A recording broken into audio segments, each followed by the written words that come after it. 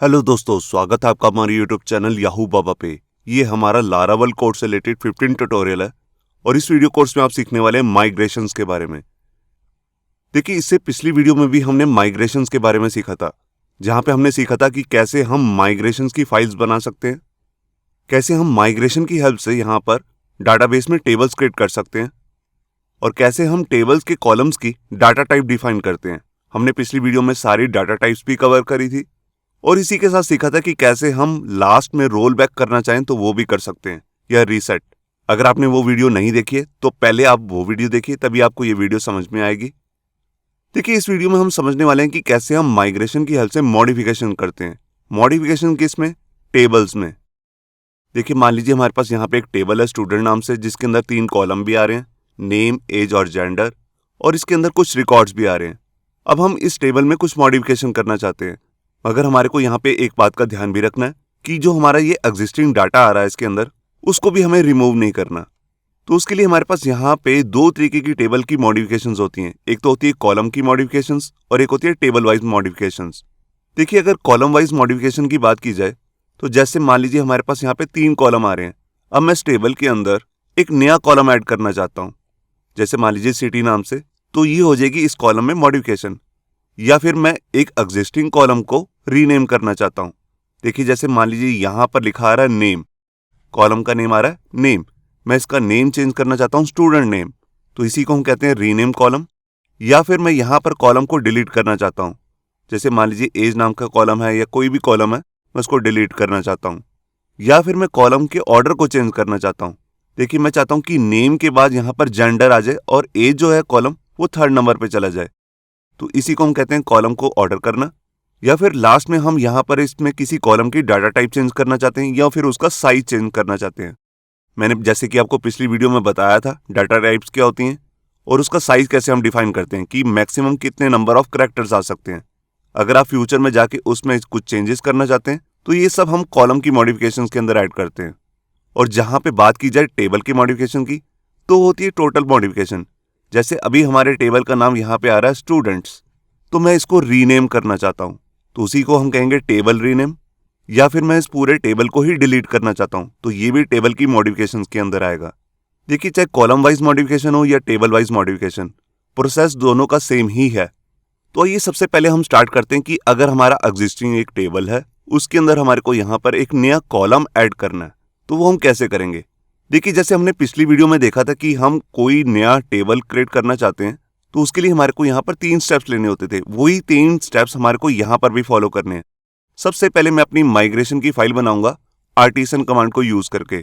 उसके लिए मैं लिखूंगा php artisan make :migration और उसके बाद मैं अपनी माइग्रेशन फाइल का नेम दूंगा।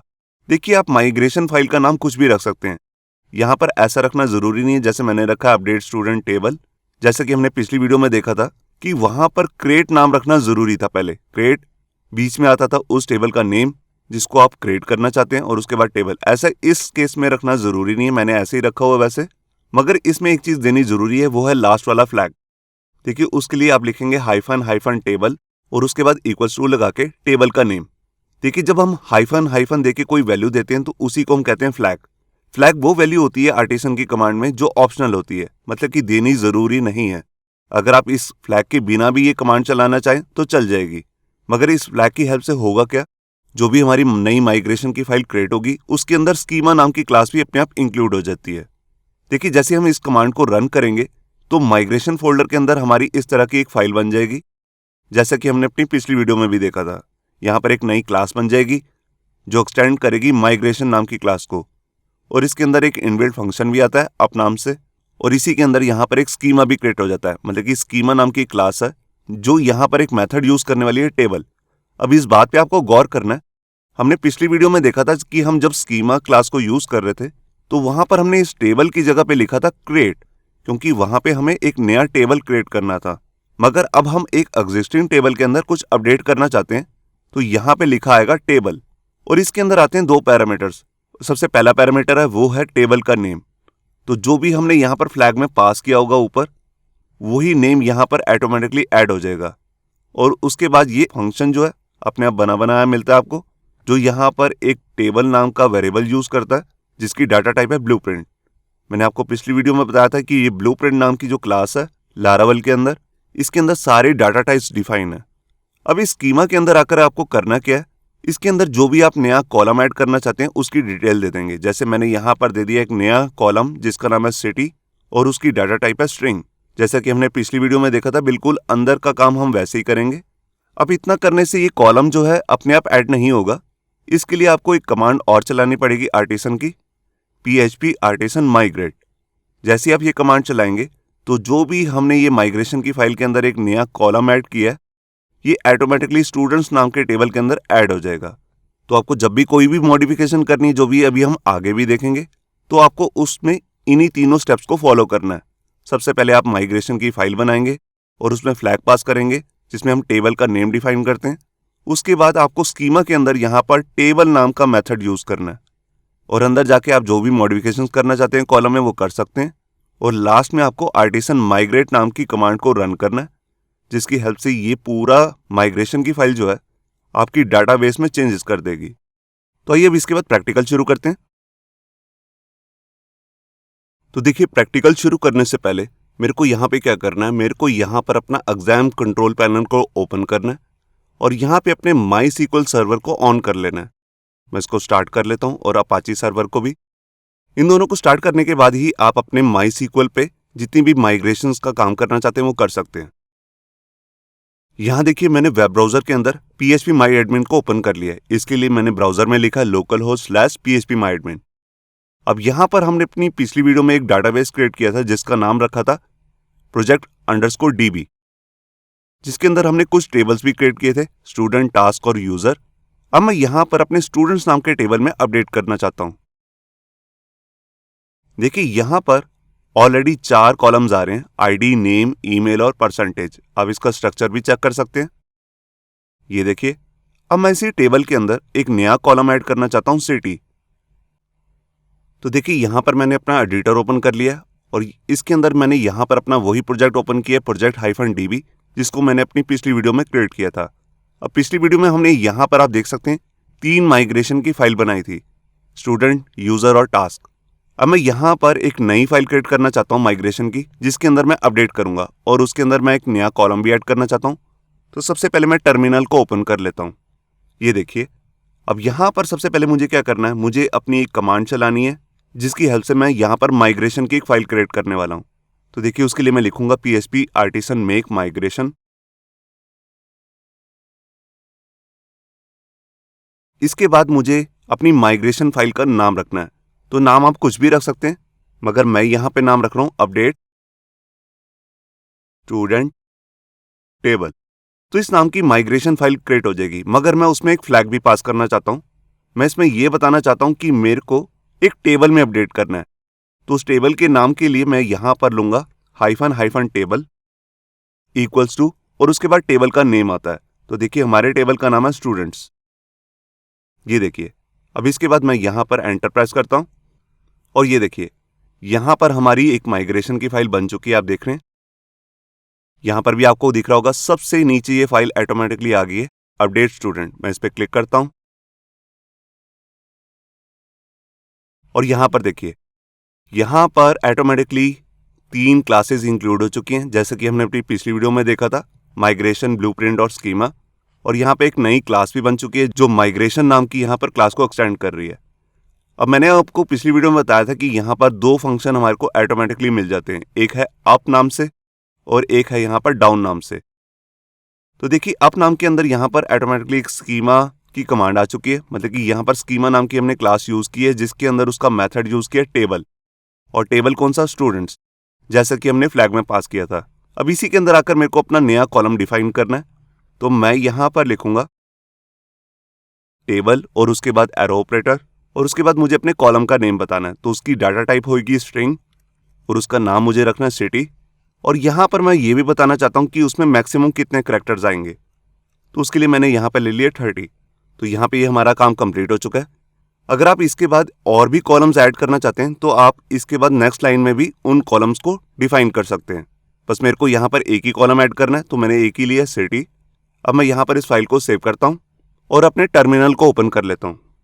अब यहाँ पर आकर मुझे अपनी कमांड चलानी है, PHP आर्टिसन माइग्रेट। जैसा कि मैंने आपको पहले ही बताया, सबसे पहले हम माइग्रेशन की फाइल बनाते हैं, फिर उसके बाद हम अपने स्कीमा वाली क्लास के अंदर जाकर जो भी नए कॉलम्स ऐड करना चाहते हैं वो करते हैं, और लास्ट में हम कमांड चलाते हैं PHP आर्टिसन माइग्रेट। ये देखिए हमारी यहाँ पर माइग्रेशन की फाइल रन हो चुकी है। अब मैं एक बार आपको PHP माई एडमिन को भी ओपन करके दिखाता हूँ। देखिए मैं यहाँ पर गया, अभी देख रहे हैं आप 4 कॉलम्स आ रहे हैं। मैं पेज को रिफ्रेश करता हूँ और ये देखिए यहाँ पर एक नया कॉलम ऐड हो गया सिटी, और इसकी डाटा टाइप भी आ रही है varchar, और यहाँ पे आ गया 30। तो आपने देखा कि कैसे हम नया कॉलम ऐड करते हैं। अब यहाँ पर मैं आपको एक चीज़ नहीं बताता हूँ। देखिए जैसे मैंने आपको बताया था कि इस क्लास के अंदर जो हम यहाँ पर ये क्लास बनी बनाई में हमारे को मिलती है, इसके अंदर 2 फंक्शन भी मिलते हैं अप नाम से। देखिए अप नाम का फंक्शन तब अब यूज़ होता है जब हम माइग्रेट नाम की कमांड को चलाते हैं, और जब भी हम रोल बैक करते हैं या रीसेट करते हैं तो उस केस में यहाँ पर डाउन नाम का फंक्शन यूज़ होता है। अगर आप चाहते हैं कि फ्यूचर में अगर आप कभी भी रोल बैक करें या रीसेट करें और उसके अंदर आपको कुछ पर्टिकुलर काम भी करना है, जब भी आपका टेबल जो है रोल बैक हो रहा हो, तो वो काम आप यहाँ पर स्कीमा इस टेबल के मेथड के अंदर आकर भी कर सकते हैं। जैसा कि मैं आपको पिछले फाइल दिखाता हूँ जो हमने पिछली वीडियो में बनाई थी। तो देखिए यहाँ पर भी एक डाउन नाम का मेथड था, और इसके अंदर भी स्कीमा नाम की क्लास का एक मेथड यूज हो रहा था, ड्रॉप इफ एग्जिस्ट। देखिए जो ये ड्रॉप नाम का मेथड होता है, ये टेबल को डिलीट करने का काम करता है।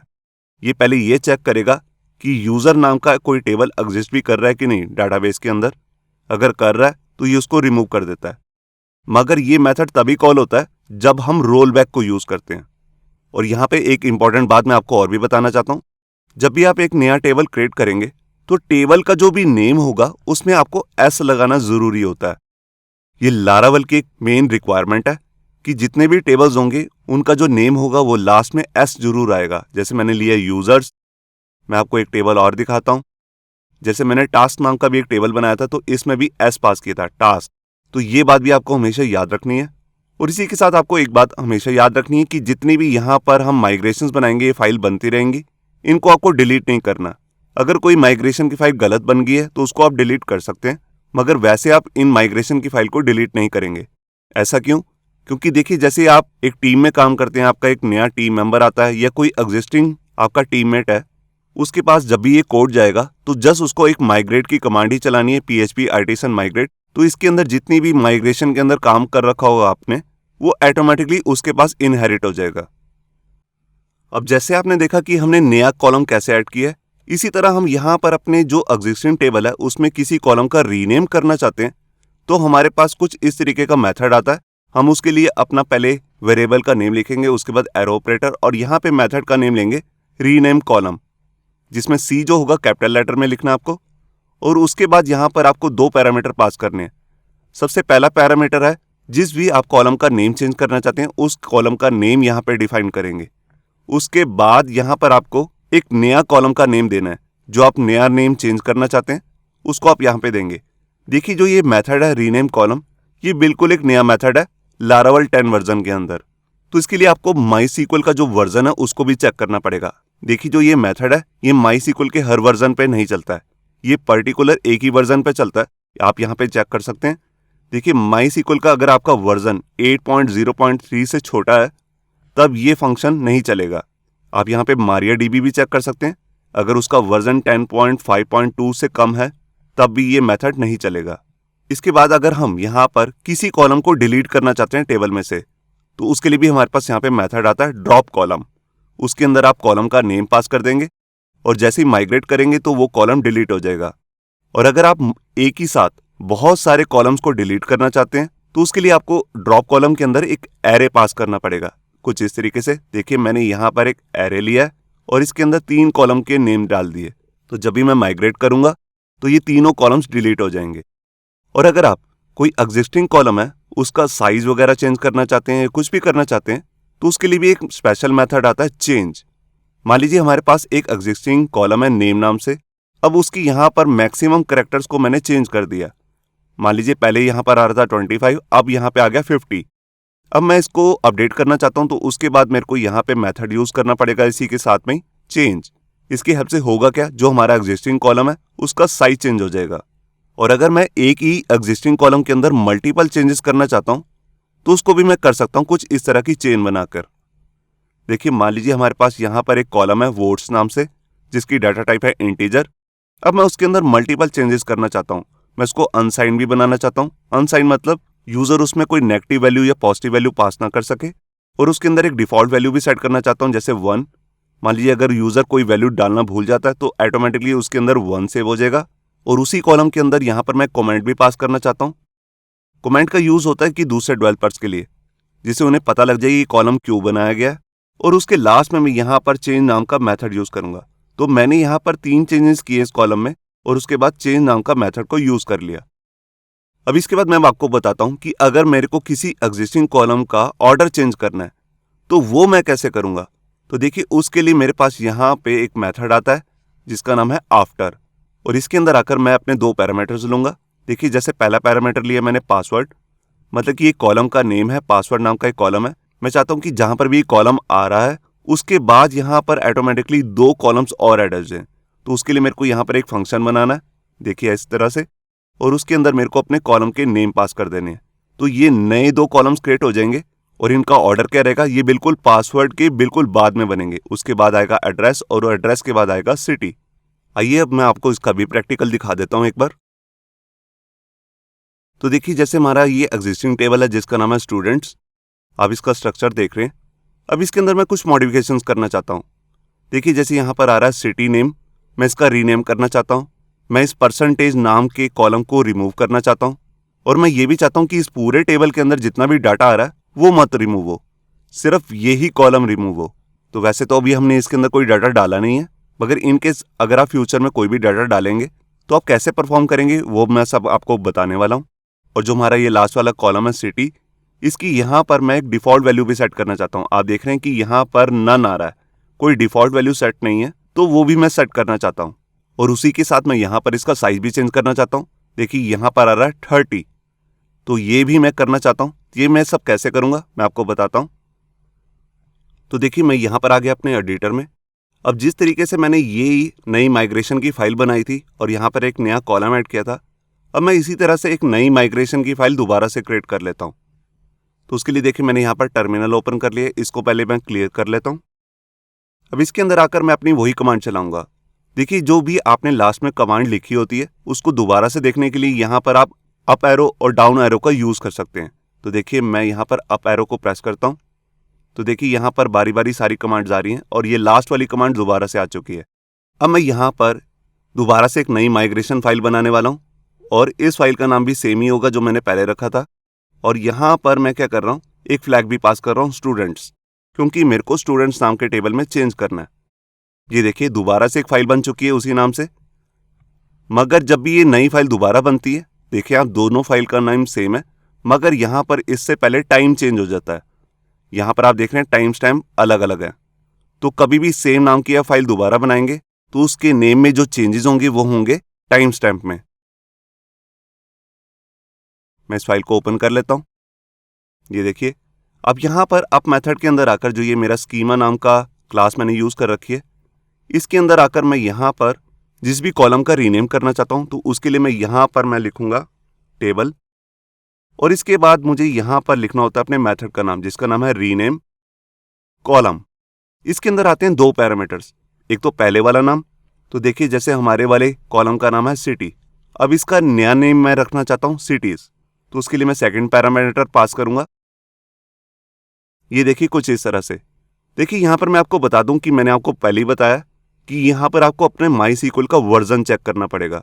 तो हम भी अपना वर्जन चेक कर लेते हैं और वो चेक कैसे करना है वो भी मैं आपको बता देता हूँ। देखिए उसके लिए आपको यहाँ पर आना है और यहाँ पर होम पे क्लिक करना है। होम पे क्लिक करने के बाद यहाँ पर आपको राइट साइड में एक साइड बार दिखेगा जिसके अंदर टॉप में यहाँ पर MariaDB का वर्जन दिया हुआ है।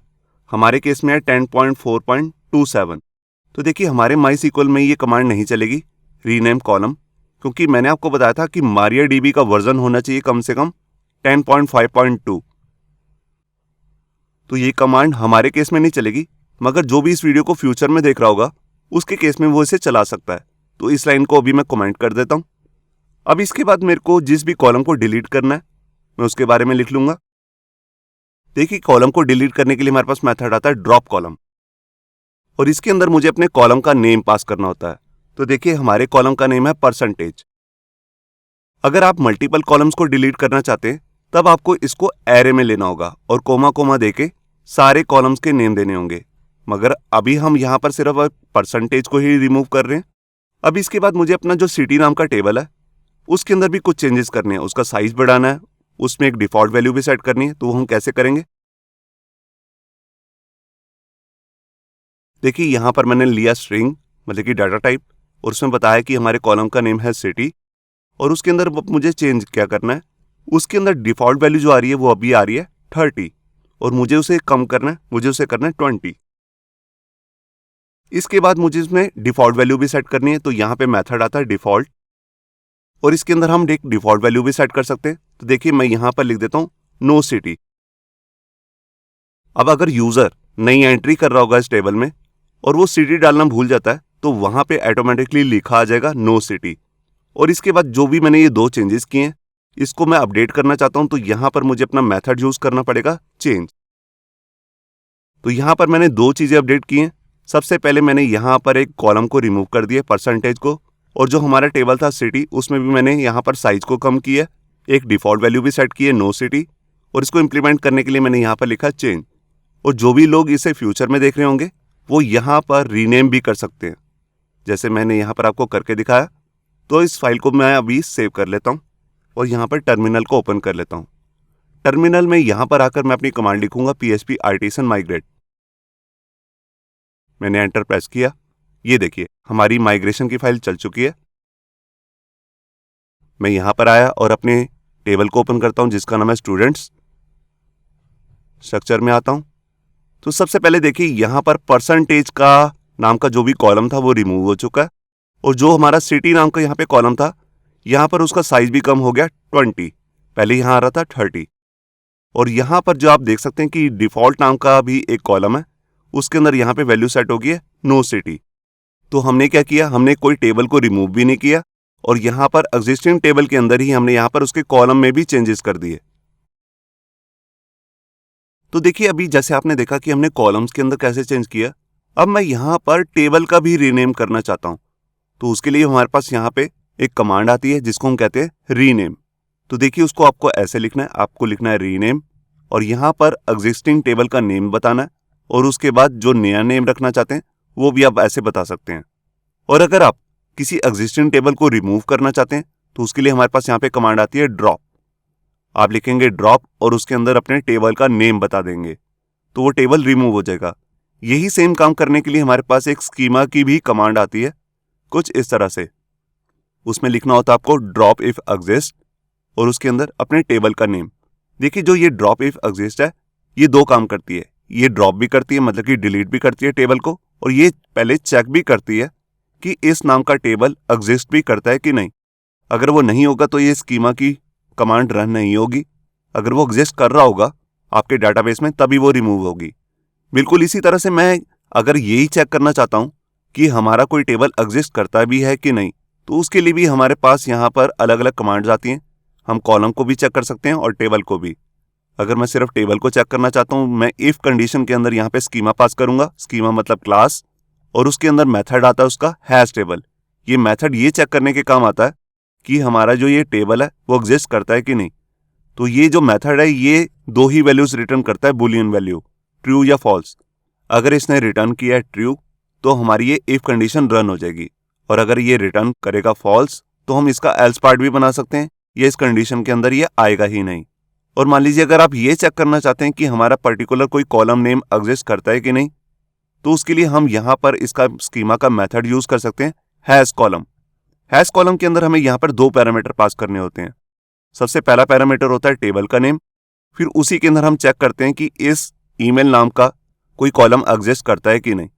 अगर करता होगा तो ये मेथड रिटर्न करेगा ट्रू और हमारी कंडीशन रन हो जाएगी।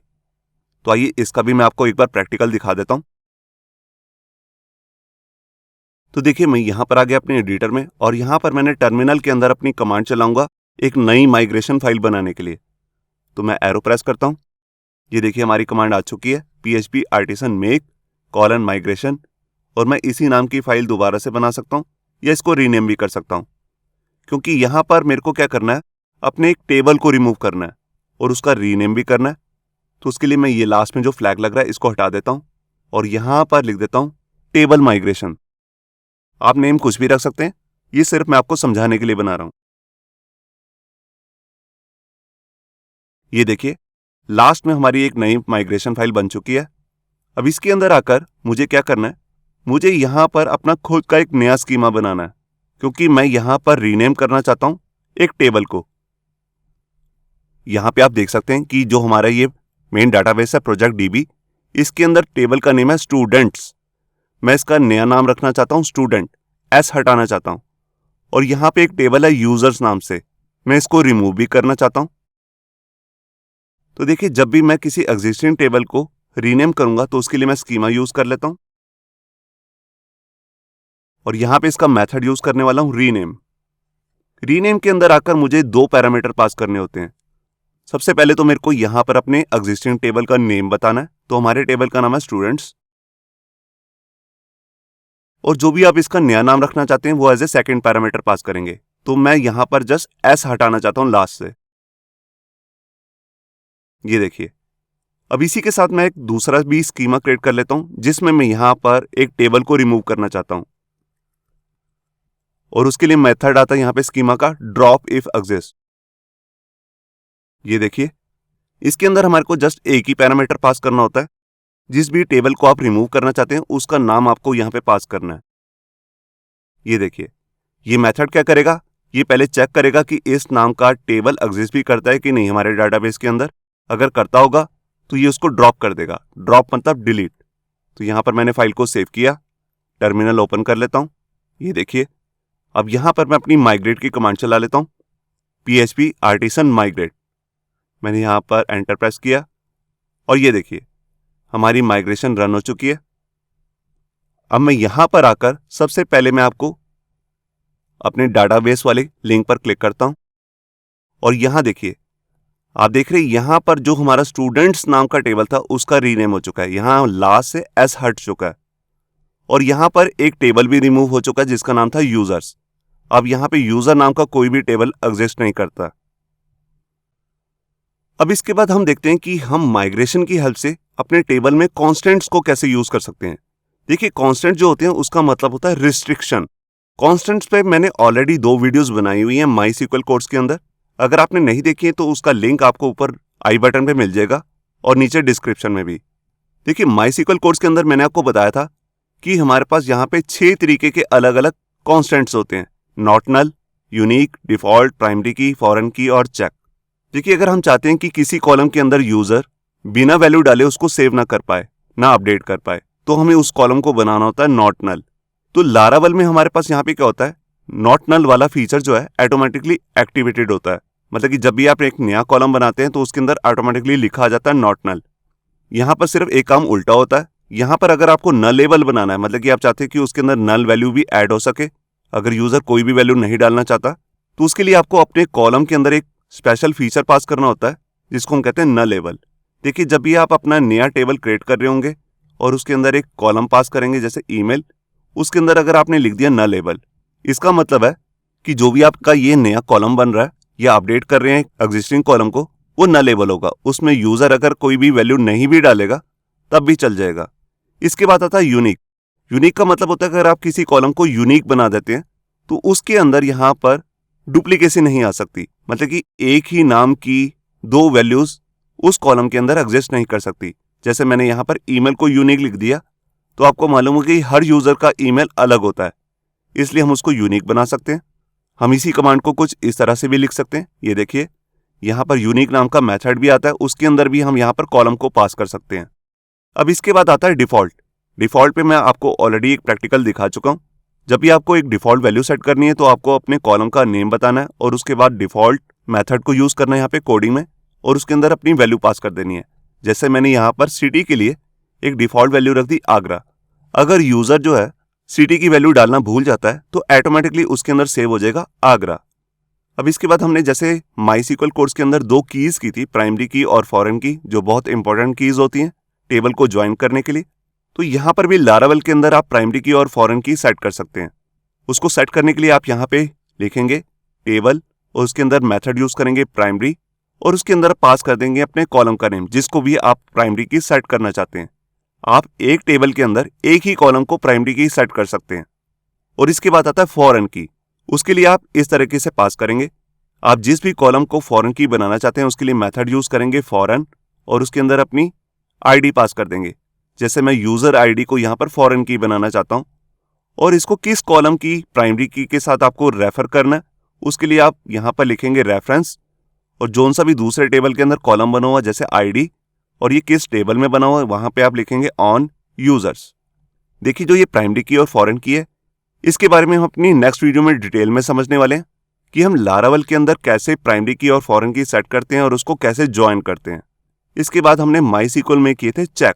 अगर आप किसी कॉलम पे कोई रिस्ट्रिक्शन लगाना चाहते हैं, जैसे एज नाम का एक कॉलम है, आप चाहते हैं कि यूजर की एज अगर 18 से कम है तो उसका रिकॉर्ड सेव ना हो, तो उसके लिए यहां पर कोई मेथड नहीं है हमारे पास लारावल के अंदर। अभी तक तो कोई मेथड बना नहीं है, मगर आप इसको SQL कमांड के अंदर पास करके कर सकते हैं।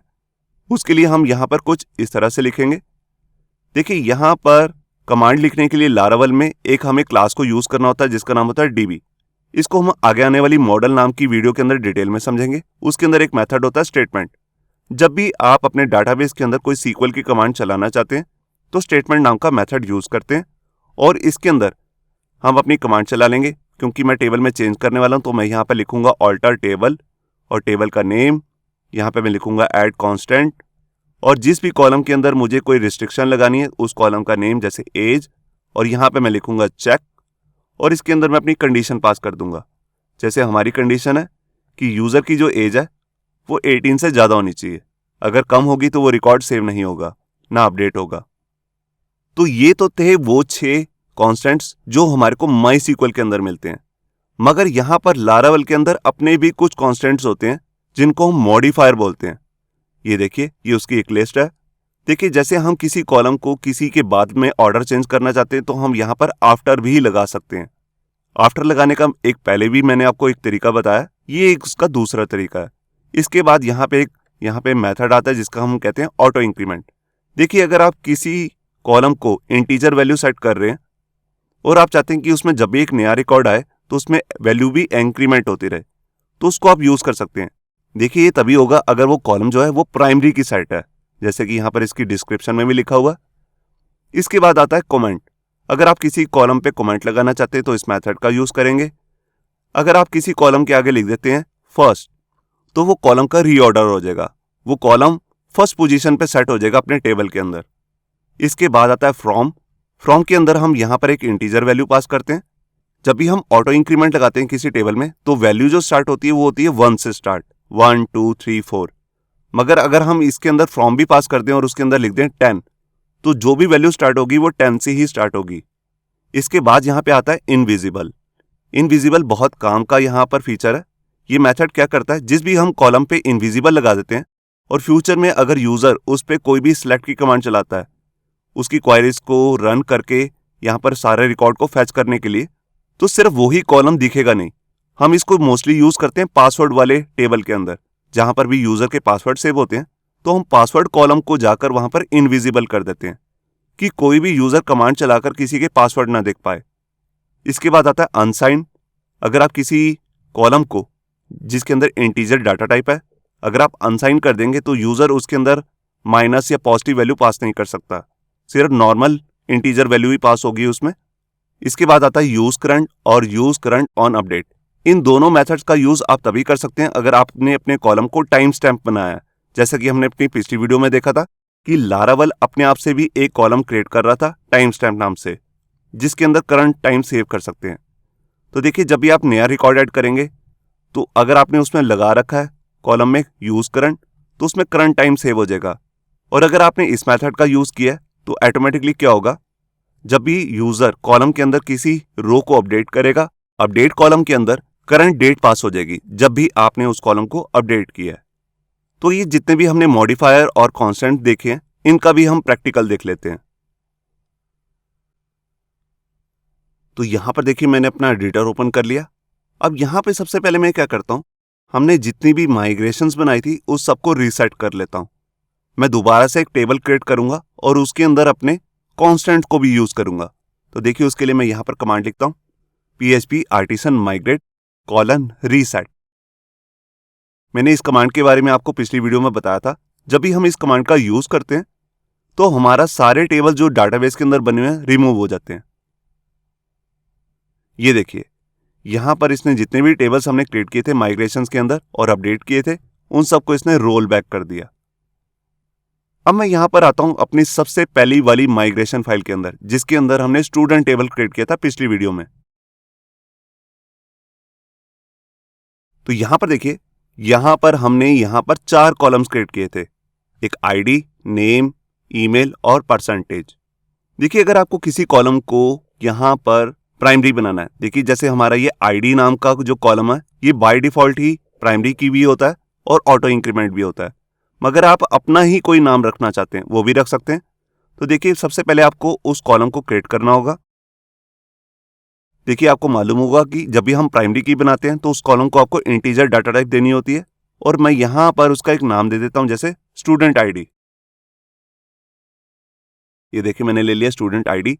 अब जब भी मुझे इसे प्राइमरी की बनाना है तो मुझे क्या करना होगा, मुझे नेक्स्ट लाइन के अंदर जाकर यहां पर लेना है टेबल और उसके अंदर मेथड यूज करना है प्राइमरी। और प्राइमरी के अंदर आपको बताना होता है कि मैं किस कॉलम को यहां पर प्राइमरी की सेट करना चाहता हूं। तो हमारे कॉलम का नेम है स्टूडेंट आईडी। इस तरह से मैं यहां पर किसी भी कॉलम को प्राइमरी की सेट कर सकता हूं, मगर आपको एक बात हमेशा याद रखनी है, एक टेबल के अंदर आप सिर्फ एक ही कॉलम को प्राइमरी की सेट कर सकते हैं, जैसा कि मैंने आपको MySQL कोर्स के अंदर ऑलरेडी बता रखा है। अब इसके अंदर जैसे यहां पर आप देख रहे हैं कि यहां पर हमने एक कॉलम बनाया है ईमेल। अब मैं चाहता हूं कि इसके अंदर कोई डुप्लीकेट ईमेल ना सेव हो जाए, तो यहां पर मैं मेथड यूज कर सकता हूं इसी के साथ में यूनिक। ऐसा करने से ये कॉलम जो है इसके अंदर जितनी भी वैल्यूज आएंगी वो यूनिक होंगी। अगर हम डुप्लीकेट वैल्यू पास करने की कोशिश करेंगे तो हमारे पास आ जाएगा एक एरर। और इसी के साथ मैं यहां पर यह भी चाहता हूं कि जो ये ईमेल नाम का कॉलम है ये नलेबल भी हो। अगर यूजर कोई भी वैल्यू नहीं डालता तब भी ये रिकॉर्ड उसका सेव हो जाए, क्योंकि ऐसा जरूरी नहीं कि हर स्टूडेंट की यहां पर ईमेल आईडी हो भी। तो इसके लिए मैं यहां पर पास कर देता हूं नलेबल। ये देखिए आप किसी भी कॉलम को नलेबल बना सकते हैं सिर्फ उस कॉलम को छोड़ के जिसको आपने प्राइमरी की सेट किया है या फॉरेन की। इसके बाद जो हमारा ये कॉलम है परसेंटेज नाम से, मैं यहां पर भी एक कमेंट पास करना चाहता हूं। मैं चाहता हूं कि यूजर को पता लग जाए जो भी डेवलपर है कि ये कॉलम किस लिए बनाया गया है। तो यहां पे मैं मेथड यूज करूंगा कमेंट और इसके अंदर आकर मैं अपना कमेंट पास कर देता हूं। मैं यहां पर बता देता हूं कि यहां पर स्टूडेंट के परसेंटेज चाहिए। मैंने यहां पर छोटा सा ही कमेंट लिया, आप जैसा भी लेना चाहें कमेंट वो यहां पे पास कर सकते हैं। मैं यहां पर एक कॉलम और ले लेता हूं जैसे सिटी नाम से, और इस सिटी कॉलम को मैं यहां पर एक डिफॉल्ट वैल्यू भी सेट कर देता हूं, जैसे मैं यहां लिख रहा हूं नो सिटी। अगर यूजर कोई भी वैल्यू नहीं देता इसकी तो यहां पर सेव हो जाएगा नो सिटी। तो डिफॉल्ट नाम का ये मेथड मैं आपको पहले भी चेक करा चुका हूं, तो इसको बिल्कुल इसी तरीके से हम कुछ भी वैल्यू यहां पे पास करना चाहें वो इजिली पास कर सकते हैं। यहां पर आप किसी सिटी का भी नेम दे सकते हैं। यहीं पर मैं एक कॉलम और क्रिएट कर लेता हूं एज नाम से। देखिए जो ये एज नाम का कॉलम है, मैं चाहता हूं कि यूजर इसमें कोई नेगेटिव वैल्यू या पॉजिटिव वैल्यू ऐसा कुछ ना पास करे, सिर्फ इंटीजर वैल्यू ही पास करे। तो उसके लिए मैं यहां पर इसको अनसाइंड बना दूंगा। ये देखिए यहां पर मैंने आपको कुछ कॉन्स्टेंट्स जिसको हम मॉडिफायर्स बोलते हैं उसको यूज करके दिखाया, जैसे मैंने आपको लिस्ट में दिखाया था। यहां पर मैंने एक कॉलम को जो ईमेल था उसको यूनिक भी बना दिया और नलेबल भी, मतलब कि उसमें अगर यूजर कोई भी वैल्यू सेव नहीं करेगा तब भी चल जाएगा। मैंने परसेंटेज को यहां पर कमेंट पास किया है, सिटी को मैंने यहां पर डिफॉल्ट वैल्यू सेट की है और यहां पर एज नाम का भी एक नया कॉलम बनाया है जिसको मैंने अनसाइंड बनाया। तो यहां पर मैंने इस फाइल को सेव किया। अब मैं अपना टर्मिनल ओपन कर लिया। सबसे पहले मैं इसको क्लियर कर लेता हूं और यहां पे अपनी कमांड चला लेता हूं PHP artisan migrate। यहां पर मैंने एंटर प्रेस किया। देखिए यहां पर हमारे पास एक एरर आ चुका है, ये कह रहा है कॉलम ऑलरेडी एग्जिस्ट। देखिए हमने फर्स्ट फाइल के अंदर यहां पर अपना सिटी नाम का जो कॉलम बनाया उसको अपडेट में भी कहीं पर चेंज किया होगा। मैं आपको दिखा देता हूं। ये देखिए यहां पर भी मैंने एक कॉलम नाम का कॉलम ऐड किया हुआ है, इसको मैं यहां से रिमूव कर देता हूं। मैं इस पूरी फाइल को ही रिमूव कर देता हूं यहां पे राइट क्लिक करके।